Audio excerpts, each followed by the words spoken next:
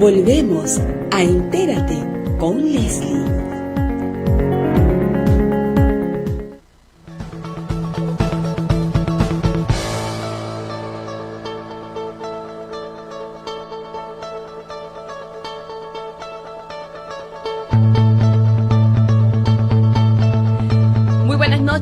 Estamos en vivo y en directo mediante un enlace telefónico con el doctor Domingo García Belaúnde, con quien vamos a conversar sobre la decisión del Tribunal Constitucional del caso Keiko Fujimori. Buenas noches, doctor, ¿cómo está? Buenas noches, Leslie, ¿cómo está usted? Gracias por su llamada. Gracias por aceptar nuestro enlace telefónico y quisiéramos preguntarle directamente cuál es su opinión respecto a la decisión del Tribunal Constitucional del caso Keiko Fujimori, que a decir verdad ha despertado furiosas reacciones. Sí, bueno, los odios están a la orden del día, evidentemente, pero yo lo veo en forma positiva porque este habeas corpus, en primer lugar, que ha sido ganado por mayoría, no había unanimidad, lo cual significa que han habido otros criterios, y un poco como que sigue la línea sentada en el caso de Ollantumala y Señora, ¿no? Así o sea, es. Nadie tiene por qué llamarse a sorpresa que esto continúe, y el problema es el siguiente: si el Tribunal Constitucional tiene una misión supra, o sea, más allá que los demás entes, en cuidar los derechos fundamentales de la persona, entre ellos la presunción de inocencia y el derecho a la libertad. Y yo creo de que ha hecho bien. Ahora, eso es totalmente independiente a los juicios que se le sigan y en los cuales hipotéticamente se les puede encontrar responsabilidades. Son dos cosas distintas, que es lo que la gente no ha entendido, lamentablemente. Sí, y no han entendido lo suficiente, diría yo, porque aquí el Tribunal Constitucional no ha declarado la inocencia de Keiko Fujimori, tampoco la ha condenado, simplemente, como usted bien lo ha advertido, ha determinado la nulidad de las resoluciones judiciales que aplicaron prisión preventiva por vulneración de derechos fundamentales, pero las investigaciones están en curso. La señora va a tener que continuar en sus investigaciones y tampoco impediría que el Ministerio Público vuelva a plantear prisión preventiva, ¿no? En principio sí, pero ya con estos antecedentes del Tribunal Constitucional, hace pocos días salió una noticia en la cual en un Congreso Mundial de Derecho Penal en Roma, el Papa Francisco había hecho un discurso muy conceptuoso en la cual criticaba el exceso de la prisión preventiva, porque según él atropellaba la presunción de inocencia y ocasionaba que en las cárceles haya más del 50% de gente sin sentencia y muchas veces inocente. O sea, el problema es que esta noticia que se ha dado el Papa Francisco solamente apareció en el diario Expreso y el resto de los periódicos y radios y televisión mudas. Yo he confirmado esa noticia y jalando en Google pues el Observatorio Romano y noticias que hay en Europa, ¿no? Porque todo eso está publicado fuera. Me extraña que el periodismo no le haya dado ninguna importancia. Solamente Expreso lo publicó el día 18 y 19 de noviembre, pero eso es un hecho cierto. O sea, hay toda una cadena, incluye el Sistema Interamericano de Derechos Humanos, que sanciona por excesiva las medidas restrictivas que pueden ser reemplazadas por otras, como por ejemplo impedimento de salida, detención domiciliaria. Acá no, acá a los jueces les encanta la cárcel, así de simple. Esa es una tragedia que hay que decirla con toda franqueza y con pena, por cierto. Sí, y justamente pareciera que está teniendo ya eco lo declarado por el Tribunal Constitucional, porque hoy día se ha anulado la prisión preventiva de algunos árbitros que fueron encarcelados hace poco, ¿no? Y estarían saliendo en horas en libertad siempre cuando paguen la caución que ha fijado el Poder Judicial. Entonces, ahí, por ejemplo, ya se estaría viendo algún reflejo de lo que de las precedentes que está sentando ya con mayor fuerza el Tribunal Constitucional, ¿no? Hoy recién ha salido esta noticia. Así es. Ahora, pero eso hay que amarrarlo con un pleno casatorio en materia penal que preparó el juez supremo San Martín, que más o menos va en la misma línea. Lo que pasa es que lamentablemente no lo puedo decir qué es lo que dice exactamente, porque tengo extractos, porque han hecho un documento de 250 páginas que es intragable, no sé por qué hace 250 páginas. Han debido hacer 250 páginas y un resumen ejecutivo de 8 páginas para que lo lean los abogados y la gente interesada y los periodistas. Pero entiendo que va en esa misma línea. ¿Por qué? Porque el juez San Martín se declaró hace unos meses que con el acuerdo plenario de la Corte Suprema Keiko Fujimori podría replantear su prisión preventiva, lo cual me muestra que las cosas están avanzando y estamos dejando ya estas prácticas abusivas que son innecesarias, salvo en casos extremos, ¿no? Es evidente, ¿no?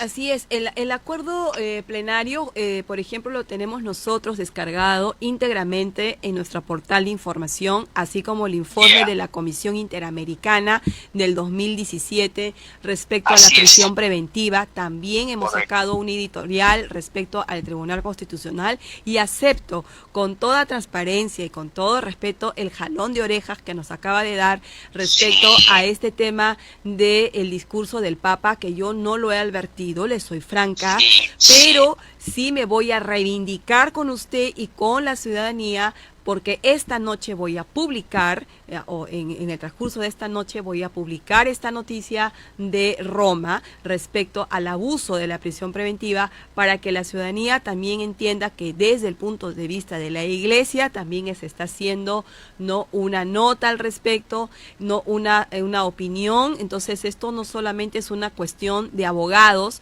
de jueces o fiscales, sino que ya está trascendiendo a otros actores, ¿no? Y que son importantes escucharlos. Sí, y lo más interesante es que eso viene avalado por la Iglesia, por el Papa Francisco, que es un hombre honorable y santo, evidentemente, y lo más interesante es que es un discurso breve, relativamente, que lo ha dado en la inauguración del Congreso Mundial de la Asociación de Derecho Penal, que se reunía en Roma. Esta Asociación de Derecho Penal, que es mundial, tiene varias sedes. Este año se reunió en Roma, lo invitaron al Papa y él ha ido y ha dado un discurso que yo lo he leído, que son 4 carillas, no es más, y tiene media carilla dedicada a la prisión preventiva, que demuestra que el Papa no solamente conoce, sino que tiene muy buenos asesores, porque está enterado de lo que pasa, ¿no? Sí, y además es un líder de opinión cuya información que salga de él va a tener no solo un eco, sino una impresión en la conciencia de todos. Eso es importante. Así es. Otro aspecto que también quería comentar con usted, doctor Domingo, es el tema son las palabras célebres, por así decirlo, del presidente del Tribunal Constitucional, Ernesto Blume, cuando dijo que la lucha contra la corrupción tiene que darse desde la perspectiva de una justicia constitucionalizada y no desde una justicia mediática, porque la justicia mediática no es justicia. ¿Qué opinión le merece, doctor? Bueno, mire, eso son palabras con las cuales lamentable o felizmente existe, pero hay que solidarizarse con el presidente del Tribunal Constitucional, porque eso es la gran desgracia que tenemos. Simplemente le mandan periodicazos a cualquiera, lo lapidan durante 30 días, después se demuestra que es un santo varón y nadie dice nada, nadie lo repara, nadie lo indemniza. Entonces tenemos que partir del supuesto de que hay que respetar más a las personas y no puede jugarse alegremente, sino que haya pruebas contundentes. Pero ¿qué sucede? Si los fiscales a todo el mundo le mandan prisión preventiva, la sensación en el público es muy mala. Si es peligro de fuga, es muy sencillo, le pueden quitar el pasaporte, impedimento de salida. ¿Cuál es el problema? Entonces yo creo que en realidad hay que luchar contra la justicia mediática, que en el fondo es injusticia mediática, porque esa es la verdad. Y cuando se dice justicia constitucionalizada, ¿a qué se está refiriendo el presidente del tribunal? Bueno, se está refiriendo a un fenómeno que ha ocurrido en Europa y que ya está ocurriendo en América Latina, en el sentido de que la Constitución no solamente es un arma política como era hace 100 años, sino es un arma jurídica. O sea, yo puedo oponer la Constitución a quien viola mis derechos fundamentales. Y hay instrumentos que así lo establecen. Le pongo un caso totalmente ajeno. Hay un artículo en la Constitución que dice que los impuestos no pueden ser arbitrarios y no pueden ser expropiatorios, ¿correcto? No pueden ser confiscatorios. Si hay una norma tributaria que es confiscatoria porque dice que yo tengo que pagar el 80% de impuesto a la renta por mis ingresos, es como me están confiscando. Entonces acciono ante el Poder Judicial con un proceso de amparo que llega al Tribunal Constitucional y hipotéticamente lo la fundada. O sea, todo el ordenamiento jurídico, penal, civil, comercial, procesal, tiene que seguirse a los principios básicos que están en la Constitución. Eso significa que se ha constitucionalizado el derecho y que hay una justicia o una jurisdicción constitucional para defenderla, cosa que hace 40 años no había. O sea, el amparo existe en el Perú desde 1980, o sea, hace 40 años nomás. ¿Me explico? Entonces, antes estábamos a merced de los gobiernos y de las arbitrariedades. Ahora por lo menos uno se puede defender. Y mal que bien, aún con sus carencias y sus limitaciones, hoy día podemos accionar. Hay una constitución, hay un código procesal constitucional, existen jueces independientes, fiscales también independientes, no todo está perdido. Y el Tribunal Constitucional fue creado el año 80 justamente ¿por qué? Porque se desconfiaba del Poder Judicial. Eso está en las actas del debate del 78. Al desconfiarse del Poder Judicial, dijeron, no, tenemos que crear encima un ente que controle los eventuales excesos del Poder Judicial. Esa es la razón de ser de nuestro Tribunal Constitucional, así de simple.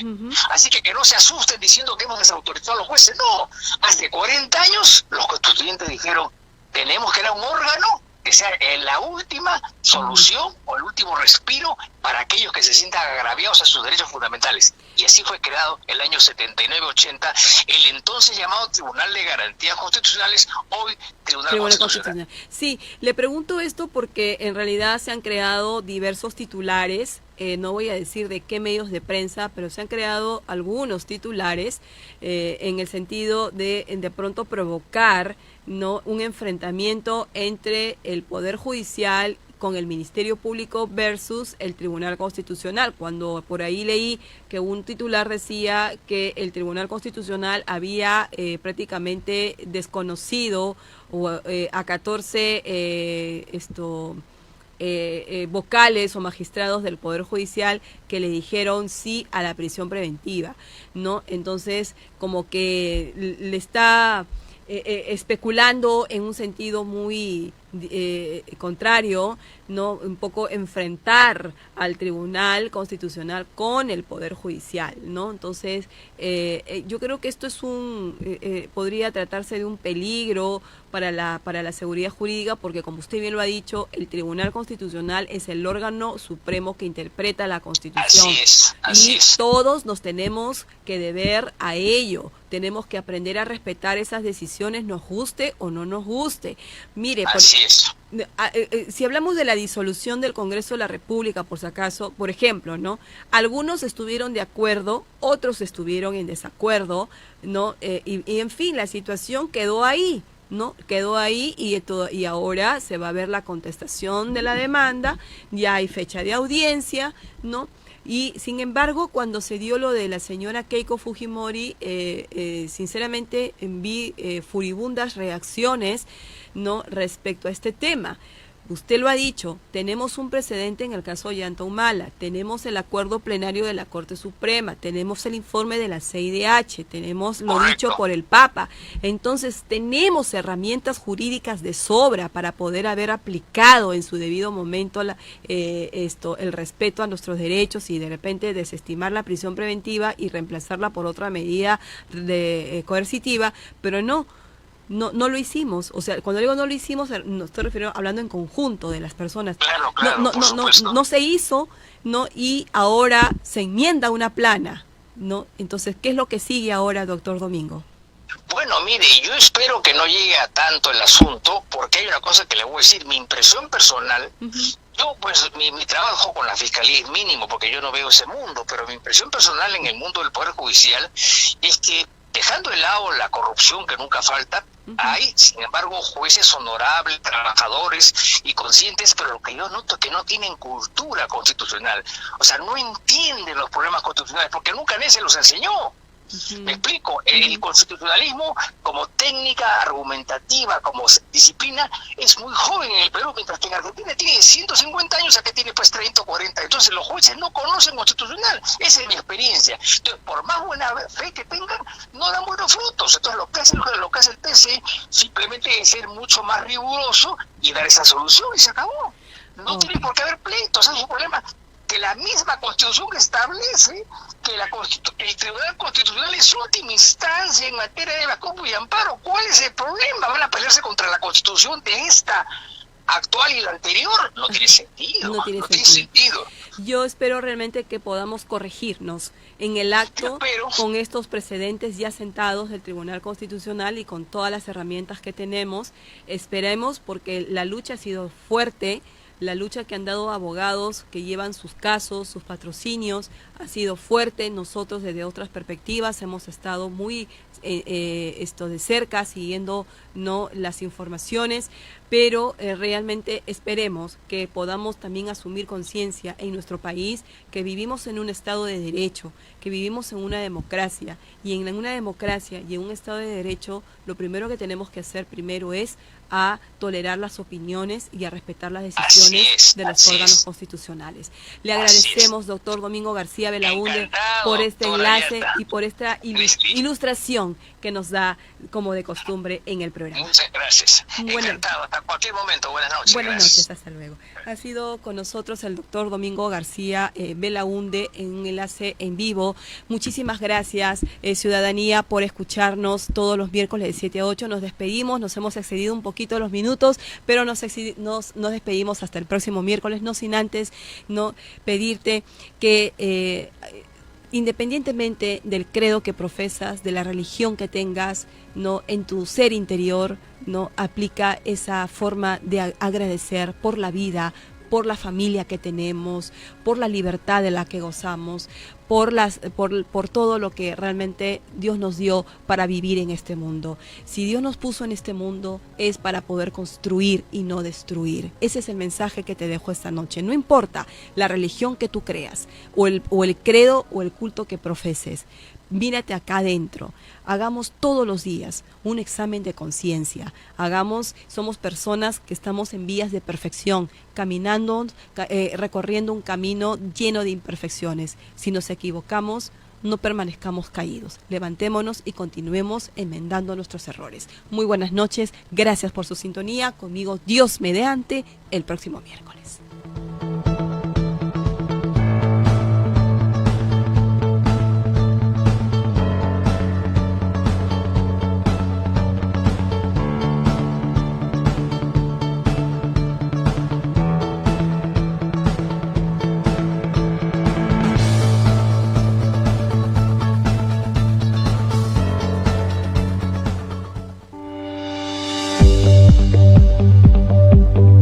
Presta atención al siguiente aviso. ¿Estás buscando un inmueble para formar un centro educativo, agencias de aduanas, oficinas, empresas, consultorios, navieras u otro similar? Tenemos la solución para ti.